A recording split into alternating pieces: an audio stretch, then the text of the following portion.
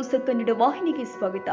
ಹಿಂದೂ ಮಹಾಸಭಾ ಗಣೇಶೋತ್ಸವ ಅದ್ದೂರಿ ಶೋಭಾಯಾತ್ರೆ 11ನೇ ದಿನದ ಗಣೇಶ ವಿಸರ್ಜನೆ ನಿಮಿತ್ತವಾಗಿ ಹಿಂದೂ ಮಹಾಸಭಾ ಗಣಪತಿಯ ಸಮಿತಿಯಿಂದ ಗಣೇಶೋತ್ಸವ ಶೋಭಾಯಾತ್ರೆಯು ಶನಿವಾರದಂದು ಅದ್ದೂರಿಯಾಗಿ ಜರುಗಿದೆ.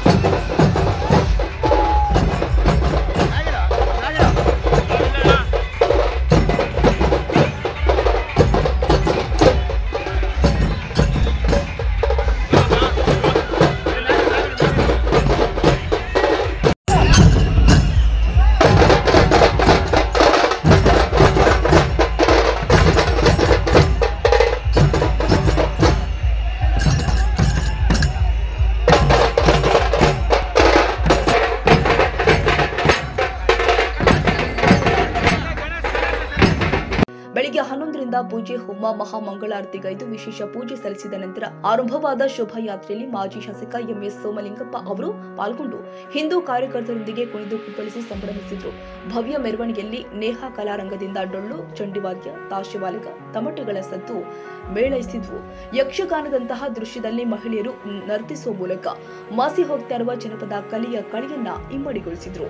ರಾಮಾಯಣ, ಮಹಾಭಾರತ, ಮಹಾಕಾವ್ಯದಲ್ಲಿ ಬರುವ ಪಾತ್ರಗಳ ವೇಷಧಾರಿಗಳು ನೆರೆದಿದ್ದ ಜನರ ಬಳಿ ಹೋಗಿ ಮನರಂಜಿಸಿದ್ರು. ಹಲವಾರು ಯುವಕರು ತಮ್ಮ ಮೊಬೈಲ್ನಲ್ಲಿ ವೇಷಧಾರಿಗಳೊಂದಿಗೆ ಸೆಲ್ಫಿ ಕ್ಲಿಕ್ಕಿಸಿಕೊಂಡು ಸಂತಸಪಟ್ಟಿದ್ದಾರೆ. ನಾಗಸಾಧುಗಳ ವೇಷಧಾರಿಗಳ ಶಿವನ ರುದ್ರ ತಾಂಡವ ನೃತ್ಯಗೈದು ಕುಂಭ ಮೇಳದ ದೃಶ್ಯವನ್ನ ಮರುಕಲ್ಪಿಸಿದ್ರು. ಒಟ್ಟಾರೆ ಹೇಳುವುದಾದ್ರೆ ಇಂದಿನ ಆಧುನಿಕ ಯುಗದಲ್ಲಿ ರಾಜ ಮಹಾರಾಜರ ಕಾಲದಲ್ಲಿ ಗತಕಾಲದ ವೈಭವಗಳನ್ನ ಮರುಕಳಿಸಿ ಕಣ್ಮುಂದೆ ಕಟ್ಟುವಂತಿತ್ತು. ಪ್ರತಿ ವರ್ಷದಂತೆ ತಾಲೂಕಿನ ಹಲವಾರು ಗ್ರಾಮಗಳಿಂದ ಜನಸಾಗರವೇ ಹರಿದು ಬಂದಿತ್ತು. ಈ ಬಾರಿ ಹೆಚ್ಚಿನ ಜನಸಂಖ್ಯೆಯಲ್ಲಿ ಭಾಗವಹಿಸಿದ್ದು ಮೆರವಣಿಗೆಯುದ್ದಕ್ಕೂ ದೊಡ್ಡ ದೊಡ್ಡ ಧ್ವನಿ ವರ್ಗಗಳ ಹಾಡುಗಳಿಗೆ ಕುಣಿದು ಕುಪ್ಪಳಿಸಿತು. ಯುವಕರು ಕೇಸರಿ ಧ್ವಜಗಳನ್ನ ತಿರುಗಿಸಿ ಸಂಭ್ರಮಿಸಿದ್ರು. ಹಿಂದೂ ಮಹಾಸಭಾ ಗಣಪತಿ ಸಮಿತಿಯಿಂದ ನಗರದ ಕೆಲವೆಡೆ ಜೆಸಿಬಿ ಯಂತ್ರದ ಮೇಲೆ ನಿಂತು ಪುಷ್ಪಾರ್ಚನೆ ಮಾಡಲಾಗಿದೆ. ಕಣ್ಣು ಹಾಯಿಸಿದೆಲ್ಲೆಡೆ ರಸ್ತೆಯ ಇಕ್ಕೆಲೆಗಳು, ಪಕ್ಕದಲ್ಲಿನ ಕಟ್ಟಡಗಳ ಮೇಲೆ ನಿಂತು ಮಹಿಳೆಯರು ಮತ್ತು ಮಕ್ಕಳು ಗಣೇಶೋತ್ಸವದ ಶೋಭಾಯಾತ್ರೆಯನ್ನ ವೀಕ್ಷಣೆ ಮಾಡಿದ್ರು. ಅಲ್ಲಿಂದಲೇ ಗಣಪತಿ ಬಪ್ಪ ಮೋರಿಯ ಎಂದು ಜೈಕಾರ ಹಾಕಿದ್ರು. ಸ್ಥಳದಲ್ಲಿ ಮೊಕ್ಕಾಂ ಹೂಡಿದ್ದ ಜಿಲ್ಲಾ ಪೊಲೀಸ್ ವರಿಷ್ಠಾಧಿಕಾರಿ ಡಾಕ್ಟರ್ ಶೋಭಾರಾಣಿ, ವೇಜೆ ಎಎಸ್ಪಿ ಕೆಪಿ ರವಿಕುಮಾರ್ ಅವರು ಇನ್ನಿತರ ಪೊಲೀಸ್ ಅಧಿಕಾರಿಗಳು ಹಾಗೂ ಸಿಬ್ಬಂದಿಗಳಿಗೆ ಮಾರ್ಗದರ್ಶನ ಕೊಡುತ್ತಾ ಶೋಭಾಯಾತ್ರೆಗೆ ಬೇಕಾದ ಸೂಕ್ತ ಭದ್ರತೆಯನ್ನ ಒದಗಿಸಿದ್ರು. ಇನ್ನು ರಾತ್ರಿ 9 ಗಂಟೆ ತನಕ ಜರುಗಿದ ಮೆರವಣಿಗೆಯ ಬಳಿಕ ಶ್ರೀ ಶಂಭುಲಿಂಗೇಶ್ವರ ದೇವಸ್ಥಾನದ ಹತ್ತಿರದ ತುಂಗಾಭದ್ರಾ ನದಿಯಲ್ಲಿ ವಿವಿಧ ಧಾರ್ಮಿಕ ಕಾರ್ಯಗಳೊಂದಿಗೆ ವಿಸರ್ಜನೆ ಮಾಡಲಾಗಿದೆ. ತಾಜಾ ಸುದ್ದಿಗಾಗಿ ಎಂಟಿವಿ ನ್ಯೂಸ್ 24x7ಗೆ ಸಬ್ಸ್ಕ್ರೈಬ್ ಮಾಡಿ ಮತ್ತು ಬೆಲ್ ಐಕಾನ್ ಅನ್ನು ಒತ್ತಿ. ತಪ್ಪದೇ ಲಿಂಕ್ ಶೇರ್ ಮಾಡಿ.